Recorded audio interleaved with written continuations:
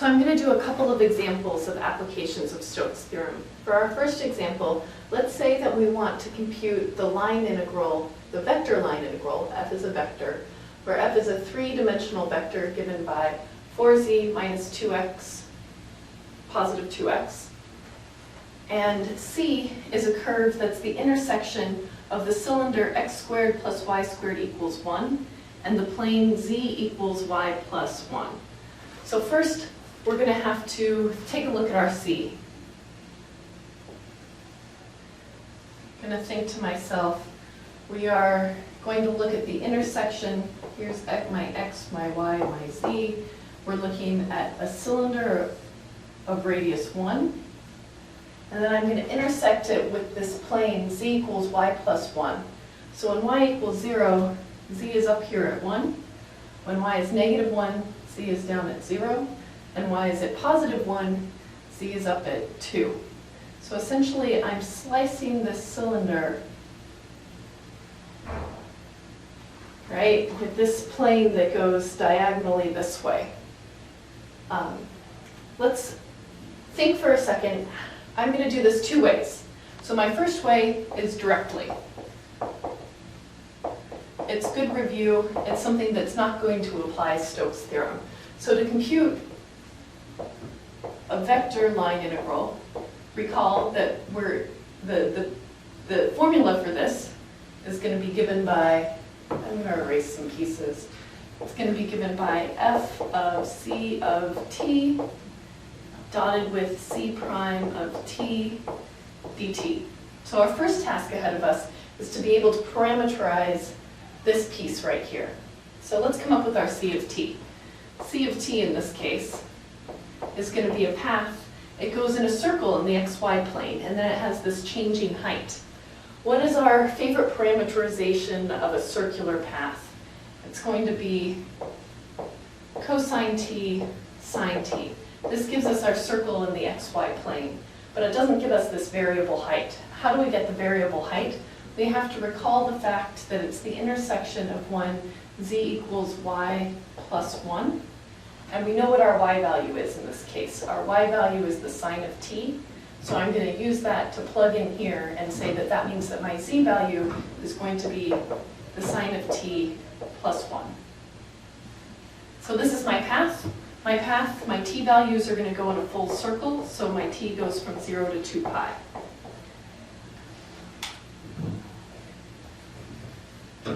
So we have our path.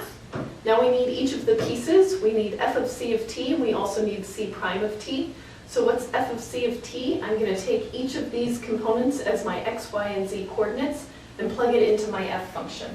So in this case, f of c of t is going to be equal to 4 times z, which in this case is 4 sine of t plus 4.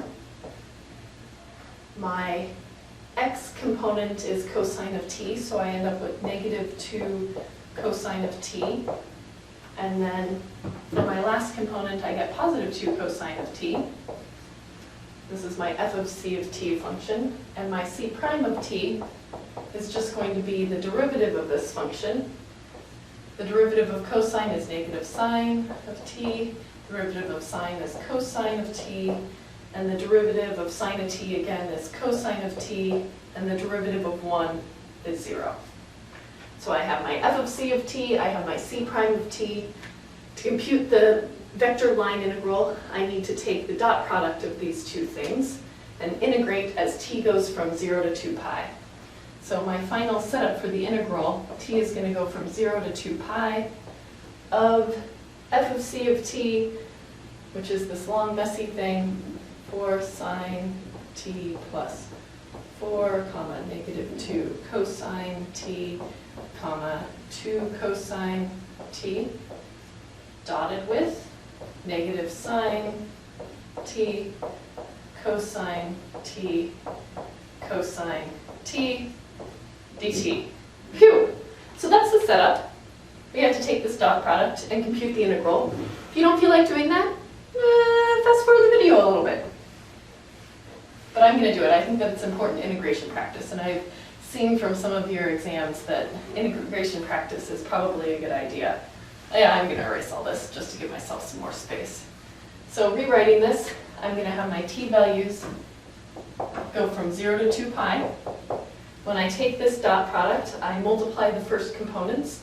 So that gives me -4 sine squared t plus minus, this is a negative, minus 4 sine t. That's the first terms added together, first component functions. My second component functions, I get -2 cosine squared t. And then I get plus 2 cosine squared t dt. Hopefully I made this example so that it's not going to be nice. My -2 cosine squared t and my plus 2 cosine squared t are going to cancel one another, which is great. This is an easy term to integrate. This is a hard term to integrate. I'm going to factor out my -4 sine of t. I didn't realize it was going to be this messy. And rewrite it as -4 times the integral as t goes from 0 to 2 pi of sine squared t dt. I'm splitting it up into two integrals. -4 times the integral as t goes from 0 to 2 pi of sine of t dt. Because I know how to integrate this I actually need a trig substitution. So what's another way to write sine of t squared? I can recall, maybe I don't recall, this is the same thing as 1/2 minus 1/2 cosine of 2t. So I'm going to use a trig substitution and rewrite this as 1/2 minus 1/2 cosine of 2t dt. I don't actually expect you to know this. This is something that I had to look up in a book to be able to figure out. So I apologize that it's a little bit messy, but it's nice to see, those trig substitutions might come in handy someday. So once I do this trig substitution, now this is easy to integrate with respect to t. So I'm going to integrate the first term with respect to t, and I end up with, there's a -4 out front, times 1/2 t.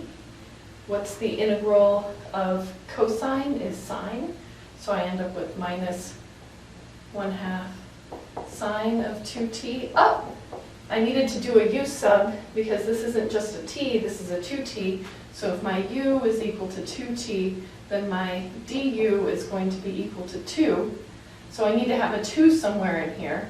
I don't currently have a 2 somewhere in here, 2 dt. And so really, because this is a quick u substitution, I need to have a 2 in here. I multiply this by 2, and it means I need to multiply this by another 1/2, and I end up with 1/4. Evaluated, or I can wait. I'll wait on the evaluation, because this one's another term that's easy to integrate. -4, the integral of sine of t is negative cosine t. So this whole thing is going to be evaluated from t equals 0 to 2 pi. And when I plug in 2 pi, the sine of 2 pi is 0, and the sine of 4 pi is also 0. So this term becomes 0.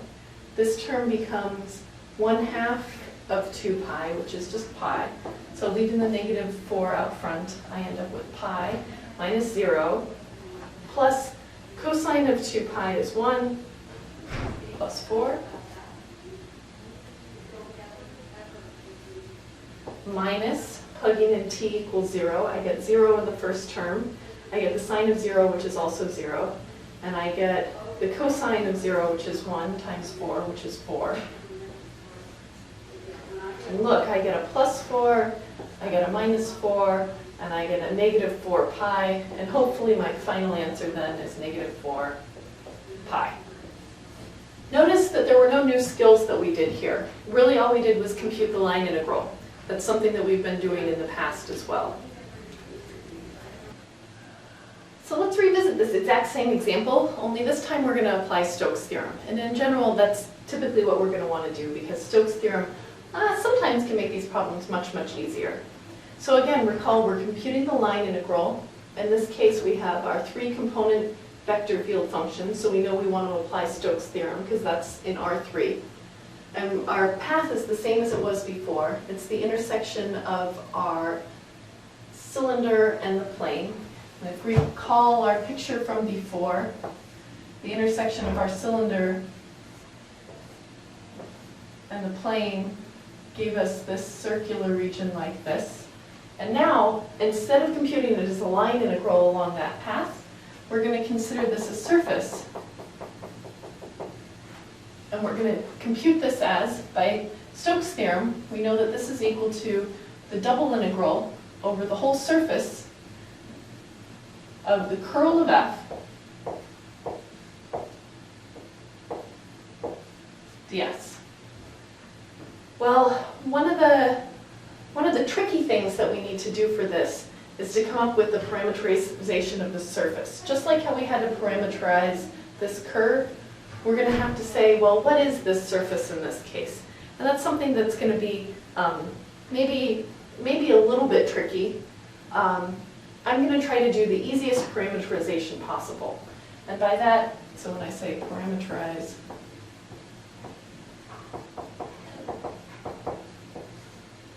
I'm going to think of this as a magic carpet function. It has these circular boundaries, but really it's just living on this plane. So if I were to parameterize this plane, what would the parameterization of the plane be? I'm going to let u equal x. I'm going to let v equal y.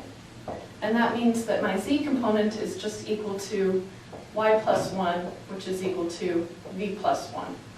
So this is my parameterization. The tricky part is the fact that these bounds are circular bounds, right? That in this case, it's not the fact that we have some rectangular boundaries. If I take a bird's eye view of this, we see that my boundaries are circular. By changing it from x's and y's into u's and v's, I could represent this by saying that my top boundary is the square root of 1 minus u squared, and my bottom boundary is 1 minus u squared, negative, thinking of this as a type 1 region. So if this is my parameterization, then it means that my boundaries in this case are going to be these funny boundaries. U is going to go from negative 1 to 1, and v is going to go from negative square root 1 minus u squared to the square root of 1 minus u squared. And we'll get to that in a second. So we parameterized s. That was the hard part. The rest of this now actually is pretty easy. There are a couple of things that we need to do though. Recall that in order to compute these surface integrals, we have to parameterize this. So I'm actually looking for the curl of f of our new parameterization. And then I have to dot that with my normal vector, dBvu. What is our normal vector? Well, we have our surface given by this parameterization. So my partial with respect to u of this surface is going to be the vector 1, 0, 0. My partial with respect to v for this surface is going to be given by 0, 1, 1. Those are pretty easy. And so my normal vector, which is going to be given by the cross product, tu crossed with tv, this is something that I can almost do in my head.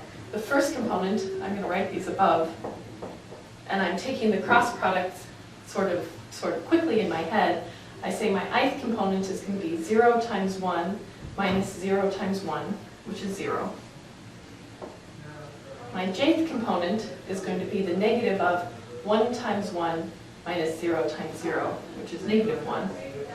And my kth component is going to be 1 times 1 minus 0 times 0, which is 1. I want to check that this is an upward pointing normal vector, and in this case it is. That my normal vector I know that my z component is 1, which means that it's going up in the z direction. My y component is -1, which means it's going backwards in the y direction. And so this is my normal vector, which is great. So this is great, we're almost done. We have our normal vector. Now all we need is the curl of f, and we need to evaluate that curl of f in terms of u's and v's.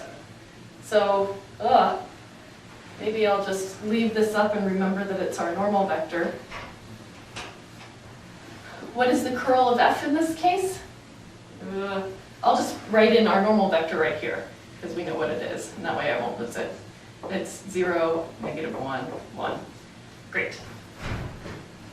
So let's finally, computing the curl of f, maybe I should have done that first.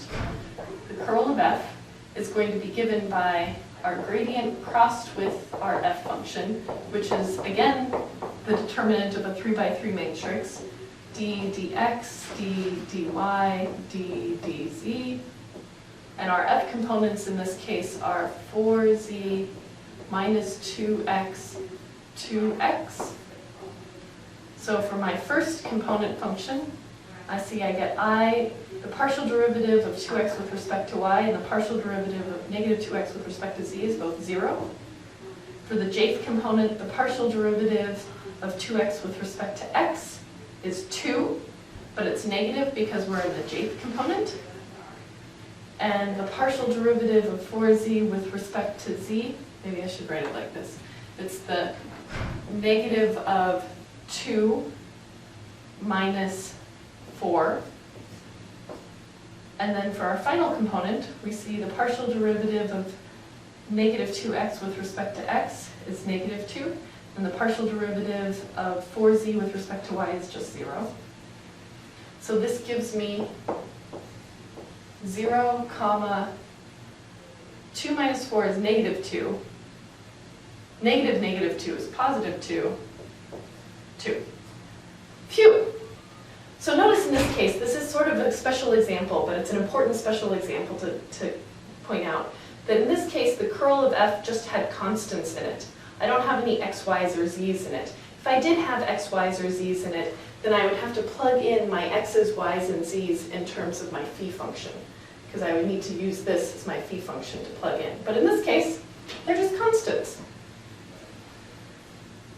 So what are these constants? These constants, it becomes the vector 0, 2, -2, and we're almost done. Let's go ahead and compute this dot product. We see that 0 times 0 is 0, plus 2 times -1 is -2, plus -2 times 1 is another -2, and that ends up being -4. dv du. This is where it's important to have the boundaries. So in this case, v is equal to the negative square root of 1 minus u squared up until 1 minus u squared. U is equal to 0 and 1, right? Because our boundaries in this case, it's the circular region that we're talking about. This is our region of integration. You can do this. I don't want to do this. This is messy. I like to think of things step by step. Because I have it written in u's of v's, now, finally, at the very end, I'm going to convert it to polar coordinates. Because now I don't have to think about what's going on. I don't need all these pieces. I can just think of this as a plain old integral. And I can say, I don't like the fact that I have these crazy square roots, so I'm going to convert it to polar coordinates. And in that case, I'm going to say that my theta is going to go from 0 to 2 pi in a full circle. And my radius in this case goes from 0 to 1, because it's just a circle. Again, with radius 1, of -4 r dr d theta. When I take this integral, what do I get? I get 1/2 times -4 times r squared, evaluated as r goes from 0 to 1, with an outer integral on the outside. When I plug in 1, I get -4 over 2, which is -2. Finishing off, we see that finally we have the integral of -2 d theta, as theta goes from 0 to 2 pi. when I integrate this with respect to theta, I get negative 2 theta, evaluated from theta equals 0 to 2 pi. Plugging in 2 pi, I get negative 4 pi. Da, da, da, da. And we're done. So I realized that this was a lengthy example, but it does a good job illustrating Stokes' theorem. Either we could have taken the line integral directly by parameterizing the boundary of the surface and then computing that integral, or we could parameterize our surface S and take a double integral over that surface S, where our input function, instead of being f, the original function, it's the curl of f, and it's the curl of f evaluated at our parameterization phi.